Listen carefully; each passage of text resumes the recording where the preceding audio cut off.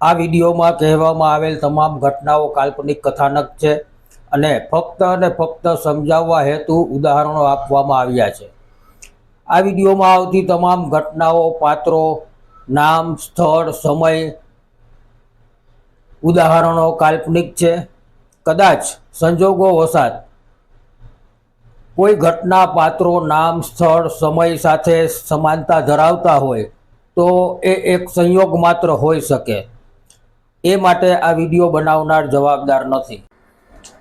સર્વે સ્નેહીજનોને દાસના દાસ, કારીગરની કલમના જય વિશ્વકર્મા, જય મુરદાસ. વહાલા સ્નેહીજનો, દાસના દાસ કારીગરની કલમ યુટ્યુબ ચેનલને સબસ્ક્રાઈબ કરજો. બાજુમાં આપેલા બેલ આઇકોનને ક્લિક કરી ઓલ વિડીયો ઉપર ક્લિક કરજો. વિડીયોને લાઈક કરજો, કોમેન્ટ આપજો અને આપના સ્નેહીજનોને આ વિડીયો મોકલી ચેનલને સબસ્ક્રાઈબ કરવા માટેની વિનંતી કરજો. સર્વે સ્નેહીજનોને જય વિશ્વકર્મા, જય મુરદાસ. વાણી સ્વાતંત્ર્ય, વાણી અભિવ્યક્તિની સ્વતંત્રતા. આપણું ભારત દેશનું બંધારણ એમ કહે છે કે ભારત દેશમાં રહેતા દરેકે દરેક વ્યક્તિને એમની મરજી મુજબ વાણીનો ઉપયોગ કરવાની સ્વતંત્રતા છે. પરંતુ એમાં પણ આપણા બંધારણે, આપણા કાયદાએ મર્યાદાઓ મૂકેલી છે.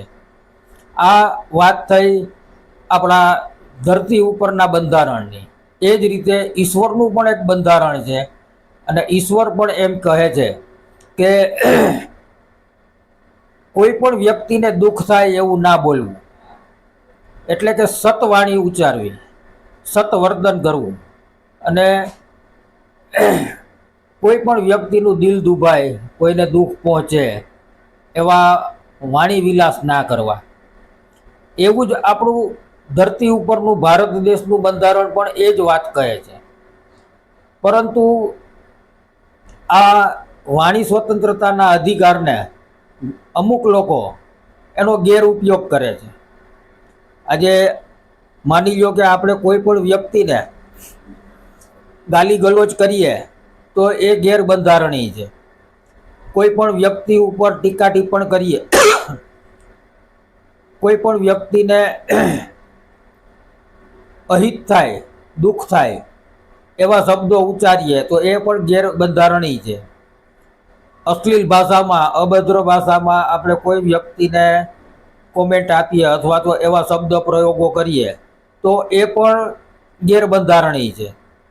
પરંતુ અમુક લોકો જાણે સમાજના સર્વે સર્વા છે, સમાજના સુકાની છે, સમાજના સુપ્રીમો છે, એ રીતે વાણી વર્તન અને એનો વિલાસ કરતા હોય છે.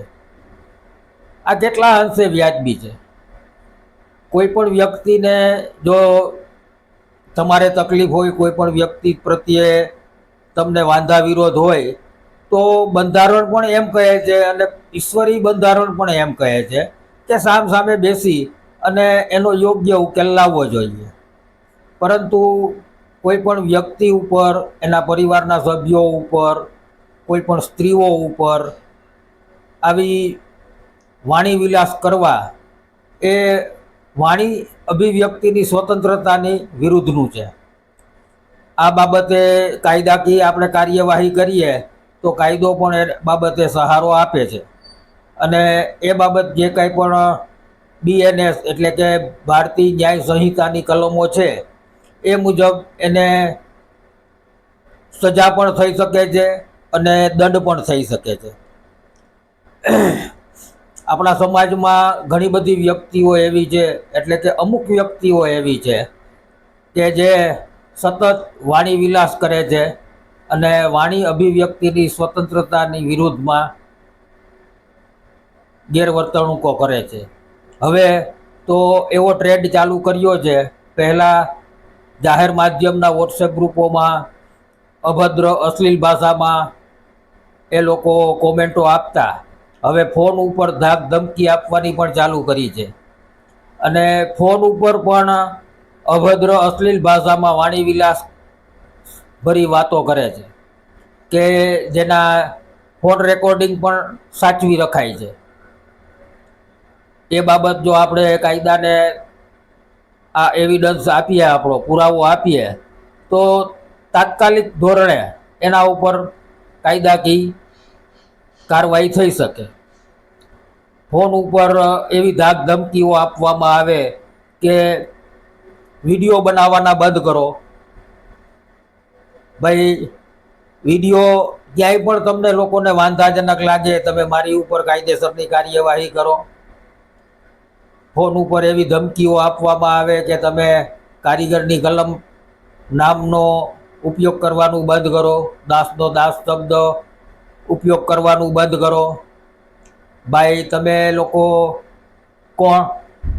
કોઈ પણ વ્યક્તિ ઉપર પ્રતિબંધ લાદવા માટે તમારી પાસે શું સત્તા છે? અને એવા કયા કારણો છે કે હું વિડીયો બનાવવાના બંધ કરું, દાસનો દાસ શબ્દ પ્રયોગ કરવાનું ઉપયોગમાં લેવાનું બંધ કરું, કારીગરની કલમ એ શબ્દ પ્રયોગ ઉપયોગ કરવાનું બંધ કરું? હું આજે 8-10 વર્ષથી હું આ શબ્દનો ઉપયોગ કરું છું, કારીગરની કલમ. દાસનો દાસ શબ્દ લગભગ 6-1 વર્ષથી ઉપયોગ કરું છું. પહેલાં હું મૂળદાસનો દાસ શબ્દ પ્રયોગ કરતો હતો. એ બાબતે અમુક લોકોને બહુ વાંધા વિરોધ હતા, તો મેં દાસનો દાસ શબ્દ પ્રયોગ કરવાનું ચાલુ કર્યું છે. તમે તમારી જાતને કોઈ સર્વે સર્વા સન્મુખત્યાર સમજો છો સમાજના, તો તમે મારી ઉપર કાયદેસરની કાર્યવાહી કરો. હું આવીશ કોર્ટમાં. તમારે સામે બેસવું હોય તો હું સામે બેસવા પણ તૈયાર છું, પણ આવા ધાક ધમકી ભર્યા ફોન બંધ કરી દો. અત્યારે તો જો કે મેં બધા જ નંબરને બ્લોક કરી દીધેલા છે જ્યાં સુધી ચાલુ હતા, પણ હવે તમે ફોન ઉપર પણ ધાક ધમકી આપવાનું ચાલુ કર્યું છે. અને ફોન ઉપરની ધમકીમાં તમે એમ પણ કહ્યું છે કે અમે વસઈ આવીએ છીએ તો આવો, 24 કલાક દરવાજા ખુલ્લા છે, જ્યારે પણ તમારે મન પડે ત્યારે, મરજી પડે ત્યારે, જાણ કર્યા વગર જ આવો.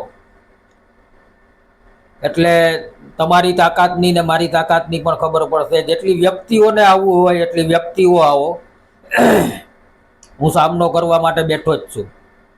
બાકી વિડીયો પણ બનશે અને દાસનો દાસ કારીગરની કલમ શબ્દ પ્રયોગ પણ થશે.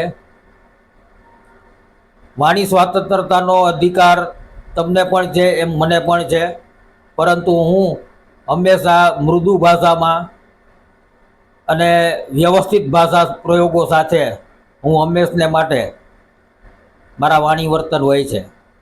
એટલે તમને લોકોને જો એવું હોય કે મારા વિડીયોમાં ક્યાંય પણ કોઈ પણ જાતની અભદ્ર ભાષા આવે છે, સમાજ વિરોધી છે, સમાજનું અહિત કરે છે, કોઈ વ્યક્તિનું અહિત કરે છે, એવું ક્યાંય પણ તમને લાગે, બેધડક તમે મારી ઉપર કાયદેસરની કાર્યવાહી કરી શકો છો.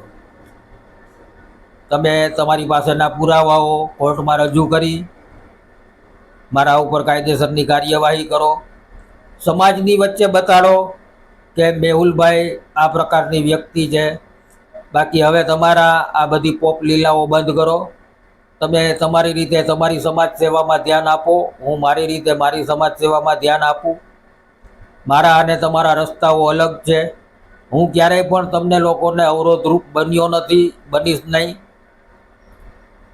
બાકી મારા રસ્તામાં, મારા પારિવારિક જીવનમાં, મારા સામાજિક જીવનમાં દરેકે દરેક રસ્તાઓ ઉપર તમે પથરાઓ નાખવાનું કામ કર્યું છે અને હજુ પણ કરો છો.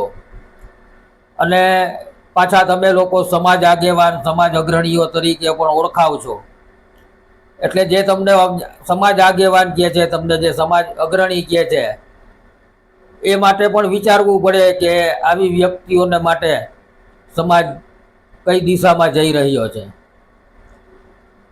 વાણી સ્વતંત્રતા, વાણી અભિવ્યક્તિનો અધિકાર મને પણ છે, તમને પણ છે, ભારત દેશની દરેકે દરેક વ્યક્તિને છે.